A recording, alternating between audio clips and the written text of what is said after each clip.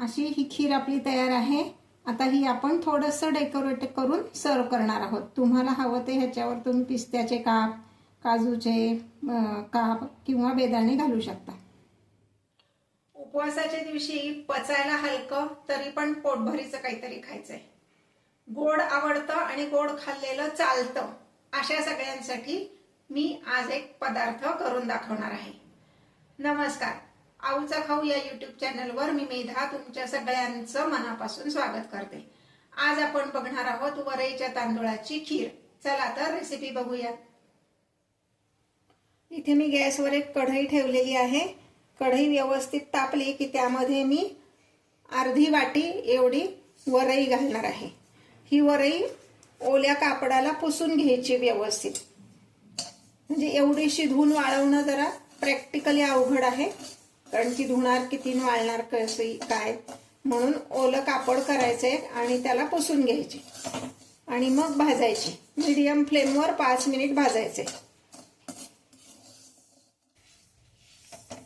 हे पहा, वरई अशी तांबूस रंगावर होईपर्यंत हे भाजून घ्यायचंय। आता मी गॅस बंद केलाय आणि ही वरई मी एका ताटलीत काढून घेणार आहे।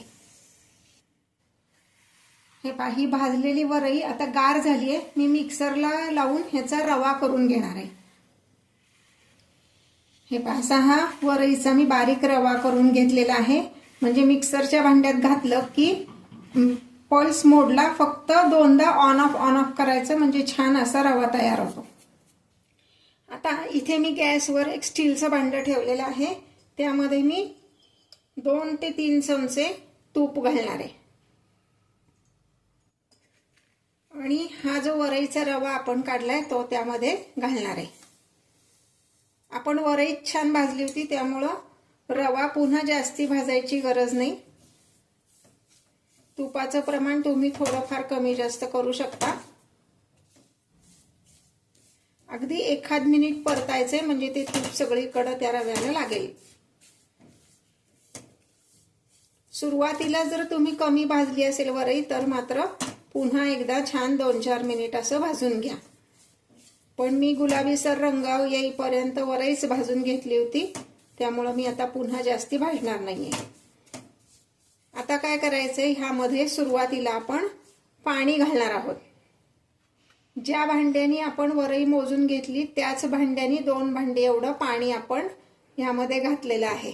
पाणी का घालायचं, तर आपण डायरेक्ट दूध घातलं तर दूध फाटू शकतं, म्हणून आधी थोडंसं पाणी घालायचं आणि मग दूध घालायचं।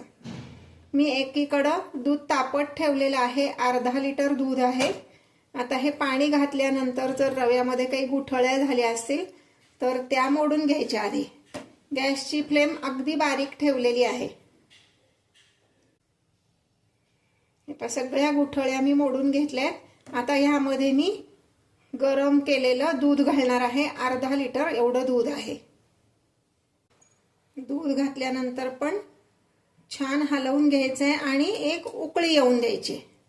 पण उकळी आणत असताना हे सतत आपल्याला ढवळत राहायचंय, नाहीतर काय होईल, रवा खाली जर बसला तर तो करपू शकतो आणि दुधात त्याच्या गुठळ्या पण होऊ शकतात। दुधाचा कुठलाही पदार्थ करताना दूध करपणार नाही किंवा दुधाला करपलेला वास लागणार नाही याची काळजी घ्यायची, कारण दुधाला जर करपल्याचा वास लागला तर तुम्ही त्यात कुठलेही इसेन्स किंवा काहीही घातलं तरी तो करपलेला वास दुधाचा अजिबात जात नाही। त्यामुळे दूध करपणार नाही ह्याची दक्षता घ्यायची। आपण वरईचा रवा करून घेतला होता त्यामुळे तो पटकन शिजेल, फार वेळ लागणार नाहीये। हे पाणी जर बघितलं तर हे शिजताना ह्यात असे बुडबुडे आलेले दिसतायत, म्हणजे ही खीर आपली शिजलेली आहे। आता ह्यामध्ये मी घालणार आहे साखर। साखर किती घालायची, तर ज्या वाटीने आपण वरई मोजून घेतली त्याच वाटीने अर्धी वाटी एवढी साखर घालायची। साखरेचं प्रमाण तुमच्या आवडीनुसार तुम्ही कमी जास्त करू शकता।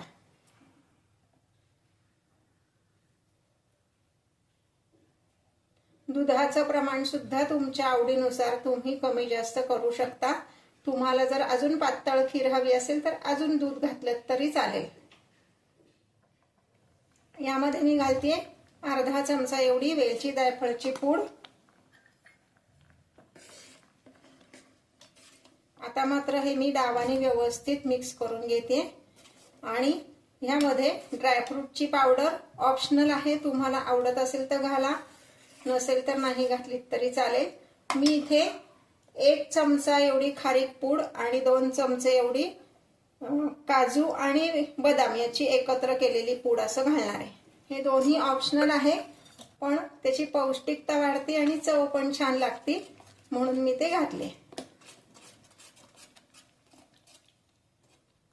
या पावडरी जेव्हा आपण घालतो तेव्हा त्याचे पटकन गुठळ्या होतात, म्हणून पावडरी घातल्या घातल्या लगेच डावाने व्यवस्थित हलवून घ्यायचे. ही खीर आपली सर्विंगसाठी तयार आहे. अगदी झटपट होणारी आणि उपवासाच्या दृष्टीने म्हणाल तर 1 डिश मील असं सुद्धा तुम्ही म्हणू शकता ह्याला. आता मी हे सर्विंग बाउलमध्ये काढते.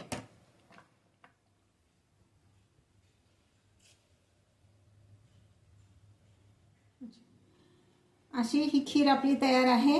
आता ही आपण थोडंसं डेकोरेट करून सर्व करणार आहोत. तुम्हाला हवं ते ह्याच्यावर तुम्ही पिस्त्याचे काप, काजूचे काप किंवा बेदाणे घालू शकता.